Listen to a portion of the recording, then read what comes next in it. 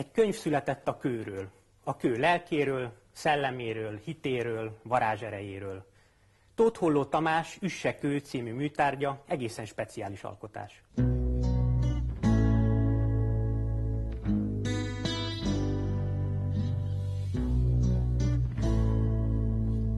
Mit jelent az, hogy varázskönyv?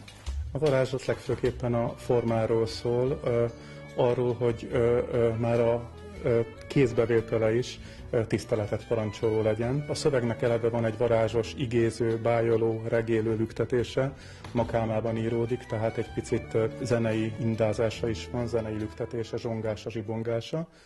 És ehhez a tartalomhoz, ehhez az üzenethez, ami azonnal megnyilvánul, akár csak ha valaki valahol belelapoz ebbe a könyvbe, csatlakozik egy egészen varázslatos látványvilág, ami már rögtön bárkiből, aki kézbe vette ezt a kötetet, eddig tiszteletet váltott ki, egyfajta óvatossággal, szent áhítattal lapozta föl. Itt a forma és a tartalom valóban találkozik, az egyik hatás erősíti a másikat. Természetesen van a témának is egy lüktetése, garabonciásokról szól, ez már önmagában adja ezt a fajta eltávolodást a való világtól. A mitológiai ősidők történelmében, az aranykorban vagyunk.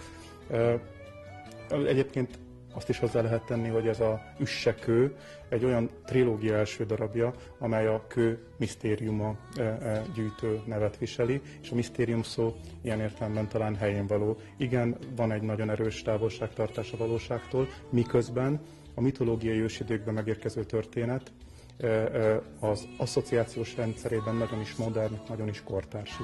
Amennyire ismerjük azt az életérzést, hogy minden egész eltörött, ugyanannyira ismerhetjük azt is, hogy minden rész egyetlen egészt alkot. Ebben a történetben valóban minden rész egyetlen egészt alkot, és így van értelme ennek a nagyon sok utalásnak, hogy a rockzenétől kezdve a ősi mitológiai szent szövegekig, a képzőművészetig, a népmesék motívumkincseig, nagyon sok minden ebben kavarog, és fölépül, ahogy Dévavára is fölépült az összeomlásból, hogy a kő kövön maradjon, és a falak újra a 7. ég magasáig érjenek. Ilyen értelemben valóban a kő mitológiája és sokszoros jelentéstartalma megjelenik ebben a narrációban is. Ahogy ebben a könyvben a mitológiai ősidők, az aranykor idéztetik meg, ezek a képek egy szakrális földrajz alapján kiválogatott képek.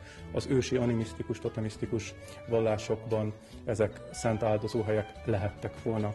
Azok a képek, amelyek bizonyos helyeket bemutatnak, köveket, forrásokat, fákat, hegycsúcsokat, felhőket, csobogó vizeket. Tehát ezek mind, mai szóval azt is mondhatnánk modernül, meditációs objektumok. Tehát ehhez a varázslathoz, ami a szövegvarázslata, jött ilyen módon a szelekció módjával a képek kiválasztása, és egy tipozófiai rend. Mert itt nem csak a fotóról beszélünk, meg a szövegről, hanem egy tipográfus munkájáról, ez Nénad Csaba Elek munkáját dicséri. Ez nem egymásra van szórva, ez a sok szöveg és ez a sok kép, és egyébként ezek a nagyon különleges betűtípusok is, amiből kijön ez a összhatás, a varázskönyv összhatása, mert itt például még az ürességnek is, a maga zen-buddhista vagy taoista értelmében jelentősége van. Tehát itt nagyon meg van komponálva, hogy lélegzik ez a szöveg, a látvány, hogy kell életre. A mai világban, amikor minden rettenetesen gyors, amikor minden arról szól, hogy eldobható műanyag eszközökkel eszünk, hogy mindent hirtelen kicserélünk, a fogyasztói társadalom arról szól, hogy az információnak egy percig van jelentősége. Mit gondol, van erre igény? Egy ilyen összegző, hihetetlenül nehéz, elmélyülést igénylő olvasmányra? Igenis, igényünk lehet ide elszokni, mert valóban ez erodálja az ember személyiségét, a mindennapjait, az a hajszal, amiben élünk.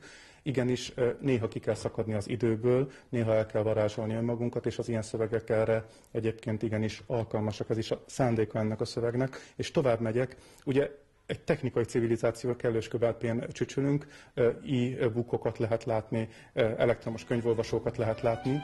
A könyv is kezd átalakulni. A Gutenberg galaxis végéről beszélnek, de ez a könyv egy szakrális tárgy, egy műtárgy, egy bibliofília, aki egy picit is megérez ebből a projektből valamit, úgy is tudja, hogy ezt kézbe kell venni.